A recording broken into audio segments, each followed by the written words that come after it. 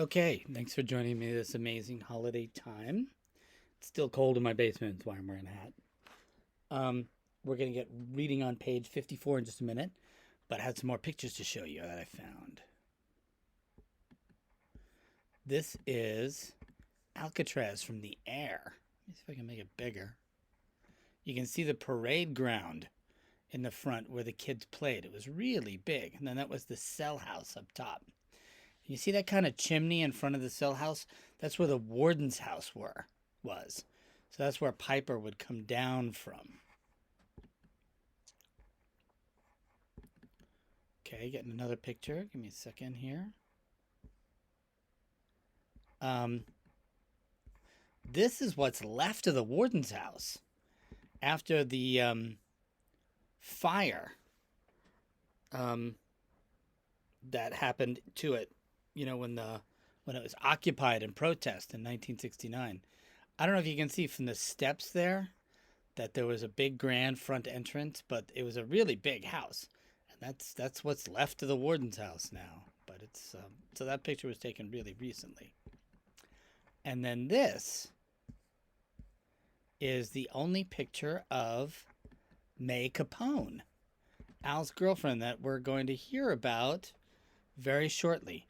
And this picture was taken just after she visited him on Alcatraz.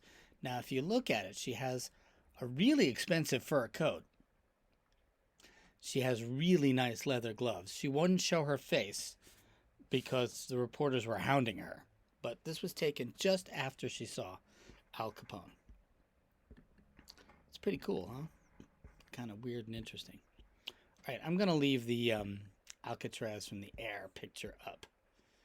And let's put that over there so you can see what I'm talking about, what I'm reading.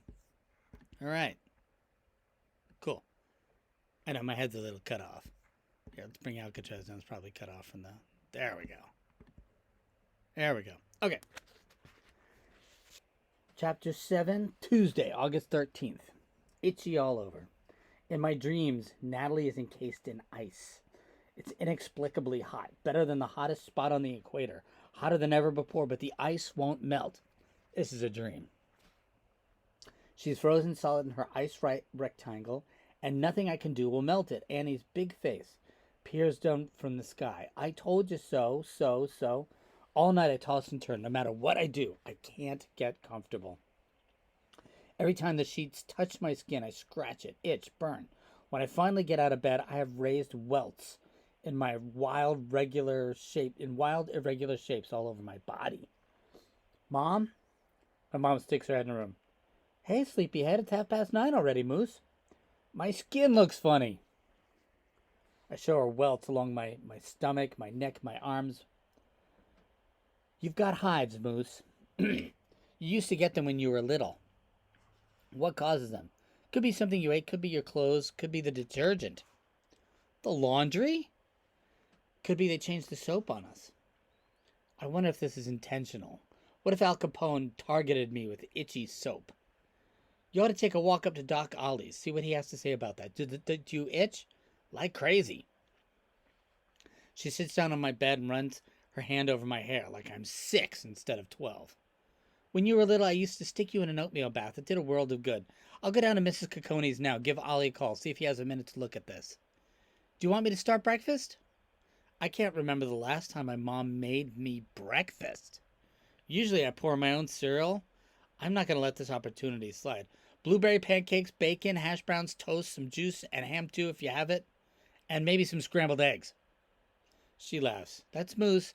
Don't let anything get in the way in this appetite. I'll see what I have. When she gets back, I hear banging pans around the kitchen and the smell of bacon sizzling.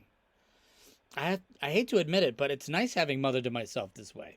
Remember, Natalie's at the school. We've been 3 people and an octopus all my life, and now the octopus is gone.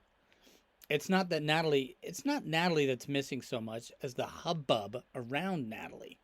The wild goose chase of what to do and how to help her, and one heartbreak after the next. What's left now is just my mother and me. How strange it is. It's quiet. But realizing this makes my hives worse. If I tell her what's happening, If I tell my dad what's happening, he'll tell the warden and Natalie could get kicked out of the Esther P. Marinoff school, and then the whole craziness would start again. It's up to me to keep her safe. My blanket is pulled up over my head. I breathe under the blanket.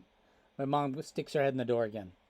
Go get dressed, Moose. I want to get some food in your stomach before you go see Ollie. He's got time for you at 10. At the table, she sits with me while I eat, as if she has nothing better to do. You're a good son, Moose. A good brother, too. Don't think I haven't noticed. She averts her eyes when she says this. As if she's suddenly revealed too much and embarrassed us both. This is not how my mother usually behaves. Do you want me to go up to Ollie's with you? This is ridiculous. I'm almost 13. What if Jimmy or Piper see me walking up with my mommy? But suddenly my head is nodding yes instead of shaking no. You do? Even she's surprised. No, of course not. I wonder if you'll forgive me, she says in a voice that's barely audible. What, Mom? I wonder if you'll forgive me for being so wrapped up with Natalie. I stuff my mouth full of more pancake. She picks up an empty glass of milk and puts it in the sink, making movements. She seems to know what I'm not going to answer. Go on now. Ollie's expecting you. Doc Ollie is a stout man with double thick-soled shoes and big hands that can thread needles, rock newborns, gut fish. Doc Ollie can do anything. He's a great whistler to boot. All of me, I tell him today, and he whistles 2 verses. Oh, that's a song. He takes requests. He whistles a song. All of me is a song. When I show him my hives, he chuckles. They do have all of you. As far as I'm learned, I'm not allergic to anything, Doc. Are you doing some worrying? I shake my head. Nope. Not true. Doc Ollie's a nice man. I wish I could tell him everything I'm worrying about. Give it to him all so it wouldn't be a problem anymore. That almost seems like a good idea, but then I imagine trying to explain to my father how in the world I got our family into this mess. You nervous about school? No. Everything fine with your folks? Yes. Alrighty, I'll get you some salve. Fix you right up. It'll all be gone in a few days. But keep it handy because they'll be back. It might take a few weeks before you're good as new. The salve helps a little, or maybe it's the fresh air. On the way home, I'm starting to think more clearly. Capone must have decided not to send a note to the laundry because of the timing. The boat is coming this Sunday. The laundry doesn't come back until Monday. It had to be Seven Fingers who left the note. Trixel is supposed to watch him when he works on the plumbing, but sometimes he and my dad get talking. What I don't know is why. Why would Seven Fingers leave a note from Capone? Are they friends? Piper once told me every con is either a friend of Capone's or his enemy. People love him or hate him. That's the kind of man he is. But the note has made me wonder if Capone is crazy. Does he really expect me to buy a dozen yellow roses and hand them to May? If I did that, I would get my family kicked off the island in about 30 seconds. He has to know that, right? Why didn't he tell me the names of the hotel we should be staying? Then I could just left roses for her at the front desk. No one would have to know about it. And why did he mean by then we're square? Will I really be off the hook if I do this? All of this thinking has me back to scratching again. I don't think the salve is working now. The salve is no match for Al Capone. The thing I keep coming back to this. If Capone was a regular person, and he asked for a couple of lousy flowers to get Natalie in school, I'd think nothing of it. I'd give the person all the roses in the world for that. But I owe the man. I do. Chapter 8. Thursday, August 15th. And it was Tuesday before, so it's 2 days later. My hives are breeding with each other, merging, enlarging. The salve is no help. It may have even made them worse. I have them on my neck now, creeping up to my face. By the time May visits, there's going to be nothing of me left, just one big hive.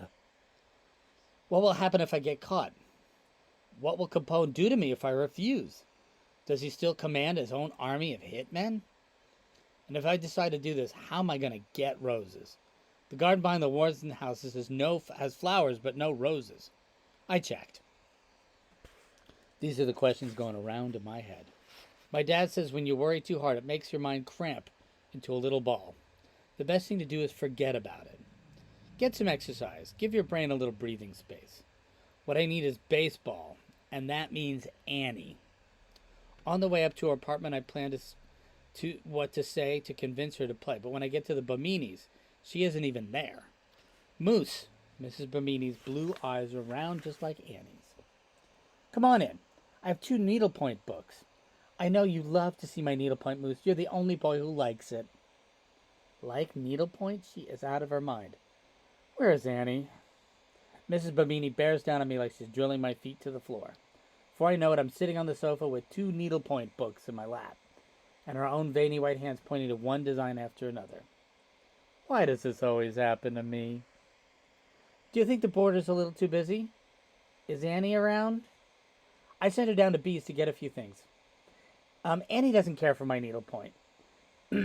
She's not like you, Moose. Now looky here. I took a whole some of that blue. Or should I just do one here? The other one, ma'am, without the border. Aren't you a wonder, Moose? She smiles at me. This is worse than reading my dad's electrician manuals. Now this one, what do you think of this? She's so close to me I can smell the tooth powder on her breath. Such a big flower, smack in the front like that. I'm concerned it's just overpowering. I wonder if I might... Annie appears at the front door with a bag of groceries in her hand. Mom! Mrs. Bamini heads dropped low on her shoulders. Now, Annie, Moose likes this, don't you, Moose? It's our little secret, Moose. She presses her hand to her lips and giggles. What's your little secret, Mom? Oh, don't you worry. My lips are sealed. Let him get up, Mom. Oh, for goodness sake. If a girl can like baseball, surely a boy can like needlepoint. Mom, let him up. I have to talk to Annie, ma'am. It's pretty important, actually. Can we finish this later? Oh, all right. But you bring him back, you hear? Annie races around the kitchen, unpacking groceries, pouring flour in the canister, and putting milk in the icebox. She heads with me outside. Thanks. I've been thinking, I tell her. You know what that thing with Capone? You don't need to worry about him. I worked it out. It's not a problem anymore. What? Why not? I've taken care of it. What does that mean? Oh, Annie, please, please. I get down even on one knee. You're cute when you beg. Annie, I'll do anything if you'll just play. You want to come back with me today? She bites her lip. You know it's okay for a boy to like needlepoint, she whispers in imitation of her mom. Anything except that, please. We both laugh. I think I've got her now. We stop laughing when she walks the rest of the way up the stairs and back into apartment 3H without a word. Girls are impossible. Once they decide something, that's it. Guys make deals, make compromises, but girls, they just make trouble. I head down to the canteen to find Jimmy. These are his words, by the way. I'm not standing behind the sexist stuff, okay? It's just a book. I head down to the canteen to find Jimmy. He's behind the counter, paging through Beatrix's receipt book. He looks down again really quickly once he sees me. Hey, Jimmy. Hi, Moose. His voice is cold. He can't still be mad about scouting baseball. Teresa's back in the corner with baby Rocky on his blanket. Jimmy, Teresa, and the baby of the family and Rocky all look alike. They have curly black licorice hair. We only make one model, Mrs. Madiman would say, right after Rocky was born. Teresa has strange stuff on Alcatraz book out, and she's writing things into it. I wonder where Janet is. I hear there's a new role. Teresa's supposed to play with her when she's down here. It's Janet's mom's canteen, after all. A canteen is a small store. But knowing Teresa, she's figured a way to squirm out of it. I get a vanilla soda out of the icebox, and I put a nickel in Jimmy's hand. He puts it in the cash box without looking at me. Vanilla sodas are really good. They tasted kind of like cream soda. Hey, Jimmy, how are the flies? His eyes get a little soft. I got a new idea. I'm freezing them. Frozen flies? Yeah, then I get a little leash and collar them. It'll be like pets on a leash. Won't freezing them kill them? Jimmy, Rocky has a stinky diaper. It's your turn. Did you bring a diaper like Mom said? Maybe we could just use toilet paper. We can't use toilet paper. Bee'll change it for us. You figure it out. I'm going to show Moose the flies. Teresa sighs. Rocky, be quiet, will you? She knees down to give Rocky a toy and pops out the door. Jimmy opens the icebox and takes out a little box he made out of folded newspaper. It's wet and cold on the bottom, and I peek in the back of the damp newspaper with my thumb. See, he's still moving around too much. When they get colder, they go to sleep, and you can slip a thread around their middle. He shows me the tiny little harness he made out of red and yellow braided thread, and he demonstrates how he plans to slip a harness around his fly. Trouble is they die. That's why I need so many. 5 more minutes, Jimmy decides, latching the icebox with the fly box safely inside, as the canteen bell announces a new customer. Teresa is right behind him. By the time I get to see it, it's Piper, drumming her fingers on the counter. I take an unexpected gulp of air and I forget how beautiful she is. 2 root beers, and when is Scout coming back, Moose? Scout. Does she have to talk about Scout? Teresa hops behind the counter and takes the dime and inspects it. It's real. She puts it in the cash box. Of course it's real, says Piper. She takes a swig and I'm watching her. I'm staring at her, actually. Jimmy! Teresa screams. Her voice is high and twisted, like she's being strangled by invisible hands. She's standing over Rocky, who is not crying now. He isn't making a sound, and his eyes are panicky, and his skin is almost blue. Why isn't he moving? Jimmy hops the potato bins, knocking over the cream of wheat. I'm right behind him, leaping the rolling cylinders of cereal. Rocky! Mommy! Teresa is screaming at the top of her lungs. Jimmy scoops Rocky up in his arms. Jeepers! Doc Ollie! Moose, you're fast! Run him up to Doc Ollie's! Take him now! Jimmy's shaking me hard like I've fallen stupid asleep. Piper jams in between us. Me! Let me! I'm faster! No! Teresa screams and pounces on Piper and shoves Piper against the wall. Jimmy plunks Rocky in my arms. Go! And my legs take off. I think he swallowed it, I hear Teresa shout. The weight of Rocky is warm and heavy against my chest. The scream door slams behind me. You can still hear Teresa screaming, Mommy! But her voice is falling off in the distance. Out of the corner of my eye, I see Jimmy outside Mrs. Cacone's door, where the only phone for the 64 building is located. Call Doc Ollie. The words flow through my mind in a blur of pounding feet. Rocky's blanket is flying around my legs. I wind the blanket around my hand keep running so I don't trip and I don't stop. What's the matter? What's happened? Somebody yells behind me. I'm not stopping, not answering. I've got Rocky in my arms and I'm not going to look at him. I can't look at him. He's too quiet. He's too still. I'm afraid of what I'll see. Something's wrong with this baby. Really, really wrong. He might die. He can't die. The hill is steep. The air is thick. My lungs are bursting. I go past the switchback, past the water tower. Gulls scatter out of my way. The back way. Go the back way, as somebody yells. How do I get in? The words choking out of my mouth. I hear them as if someone else has said them. I've seen Doc Ollie go into the cell house that way. But how do I get in? Somebody's up there now, up ahead. Somebody will let me in. A baby can't die while I'm holding him. No. Moose! It's my dad's voice. And then Mr. Madaman's, somebody else's too. They rush towards me and they sweep me through the entrance. 1, 2, 3 doors open. Stairs appear. I can't stop running. Don't stop. Don't let go. These walls are made of bars. They smell like bandages and more bars. And then I see him, the big round gray-haired man in the clean white uniform. Doc Ollie, I gasp. He's not breathing. In the narrow hospital room, Doc takes Rocky from me. He flips him on his back on the narrow cot. Jimmy said he might have swallowed something. Is that right? Doc Ollie asks. Yes. What is it? I shake my head. I don't know.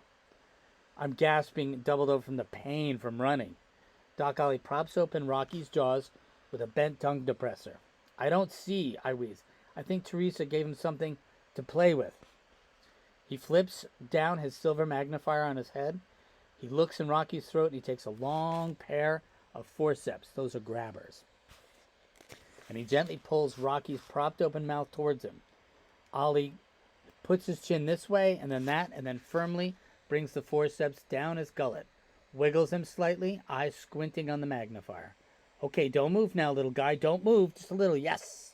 He pulls the forceps out and Rocky begins to scream and cry. Whew. Doc Ollie rocks back on his heels.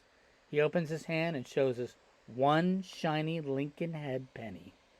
Here's the culprit, right here. Wow, it's quite a chapter, huh?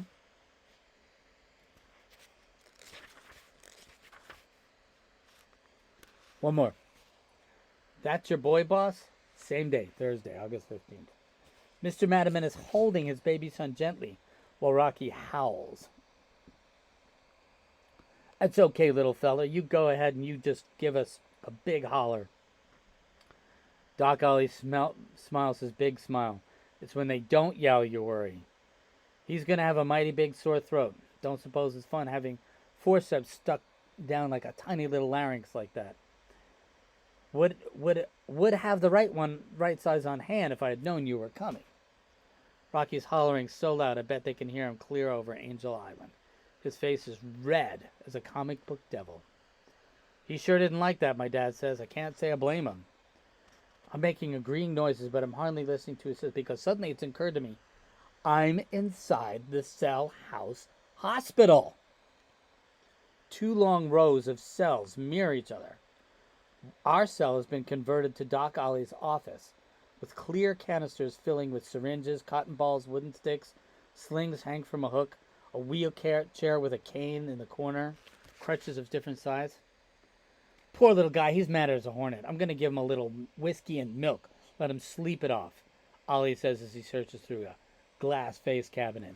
There's a 1935 baby cure, huh? Whiskey and milk. Thanks, Ollie, Mr. Madiman says. His voice is steady. His chin is puckered up from all he's holding back. He's pretty upset. Doc Ollie pats my shoulder with a big soft hand. Good work there, son. Hives didn't slow you down any. Did that help? I'm too stunned to do anything else but nod. The answer's no. Cam, Ollie tips his head. You reckon this boy of yours deserves a little treat? My dad holds open the cell door. Ollie thinks I should give you a tour, Moose. A tour of the cell house? Not the cell house, no, sir. If I took you down Broadway, Warden Williams would give me my walking papers. Broadway is what they call the center row of the cell house. Even the littest kid on Alcatraz knows this. Janet Trixell's Ferry Prison has a Broadway, too. But that doesn't mean I don't have my own little surprise. My dad smiles now, too, clearly pleased with himself. I follow my father down the hospital corridor with cells on one side and cells on the other. Each one is painted mint green with 4 cots scooted against the walls, side by side in the center. It smells like bleach and shoe polish. The cells are empty at first, and then as we walk deeper in the building, I see men sitting on beds, hanging against the bars, all of them wearing prison blue shirts, and all of them watching me. They're the ones in prison, but I'm the one being stared at like a zoo animal. I don't like this. My father stops near the bar of the cells on the west side. Just one man in this cell, a big beefy guy with dark black hair, dark eyes, a round face, big lips, and the kind of smile that makes you like him without thinking twice. He's got shoe polish and a buffing rag on his bed, along with a pair of shiny black guard shoes. The man stands up and sticks his pudgy hand through the bars. In the shadow of his left side, a jagged line cuts across his face, a scar. Is that your boy, boss? My father nods. Moose, meet Al Capone. I take hold of Capone's hand. His handshake is firm, solid, trustworthy. I squeeze his hand with more strength than I planned. Thank you, I say. As soon as the words hit my ears, the temperature in my face rises. Capone smiles broad. He's thanking me, boss. My father frowns. Say hello, Moose. Hello, I parrot like Natalie. Capone angles his chin in the direction of Doc Ollie's office. I heard you brought the Madiman baby in. Is he doing okay? Looks that way. My father points his toothpick to his shoes. Who are you doing those for? Officer Trixell. Got me a special touch, and you know that. My father snorts his disapproval. They like to tell people their shoes have been shined up all nice by me, Al Capone. Looks like yours need some shine there, too. Could do your boy's shoes, too. Capone winks at me. No, thanks. Capone seems to take this in. They're going to give me a roommate in here, boss? I wouldn't know about. Just as soon as be on my own. One or two guys don't like me too much. Like I said, I don't know. Depends on who's sick, my father says. Is that so? Seems to me a man's got as much power as he can wrap his mind around.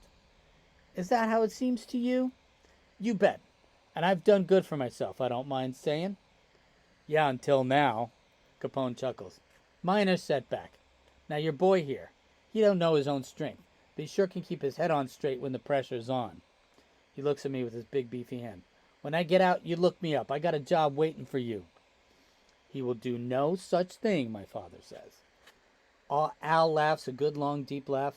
Don't you worry, boss. You got yourself a good boy here. Kind of person who's going to keep his end of a deal. Al leans in close to the bar's impressed face. I'd be mighty proud of this. I'd be mighty proud if you were my boy. Say goodbye, Moose, my father barks, stepping in between Al Capone and me. Goodbye, Mr. Capone, I say, to Al's big, beaming face. I turn and I follow my father's down the hallway, the smell of shoe polish. I'm almost out of Capone's sight when I hear it. The words drift to me in a whispery voice. Bye, son, he says. That's the end of the chapter, and that's almost a half an hour. So Al Capone was in the hospital cells, not in the main. And I think they did that often to keep him away from the general population. Because he used to get into fights with people, and he was notorious. And so, wow, that's quite a chapter. What is going to unfold next? Moose met Al Capone. And now he's got to get some yellow flowers for when May Capone visits him on Sunday. And 7 fingers left that note. That's a detail I didn't catch when I read ahead. Because he couldn't wait for Monday when the laundry day comes. Had to be before when the boat comes. All right. I'll see you guys tomorrow.